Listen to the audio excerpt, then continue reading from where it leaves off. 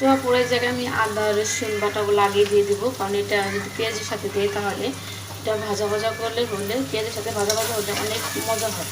মানে কাঁচা কাঁচা যে আদা রসুনের ভাবটা থাকে সেই ভাবটা থাকে না, খুব সুন্দর একটা ফ্লেভার আসে। তো মশলাটা আমার একটু বাদামি কালার এসে পড়েছে। ওটার জায়গায় আমি হলুদের গুঁড়ো, মরিচের গুঁড়ো, ধনিয়ার গুঁড়ো আর স্বাদ মতো লবণ এগুলো দিয়ে সুন্দরভাবে আমি কষিয়ে দেবো।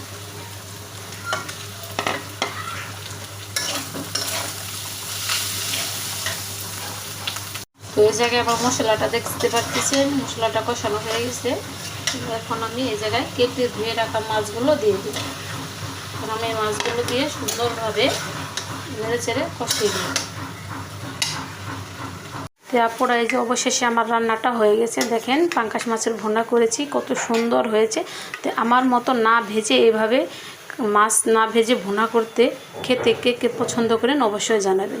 দেখেন আমি পেঁয়াজগুলো গলে অনেক ঘন ঝোল বানিয়েছি, যা এভাবে খেতে অনেক অনেক অনেক মজা। আর এভাবে করে পাঙ্গাস মাছ ভুনা খেলে অনেক অনেক অনেক মজা হয়। একবার হলেও বাসায় ট্রাই করে দেখবেন আমার মতো এভাবে পাঙ্গাসের ভুনা। দেখেন দেখতেও যে সুন্দর হয়েছে, কালারটাও সেরকম এসেছে, আর খেতে অনেক অনেক মজা হবে।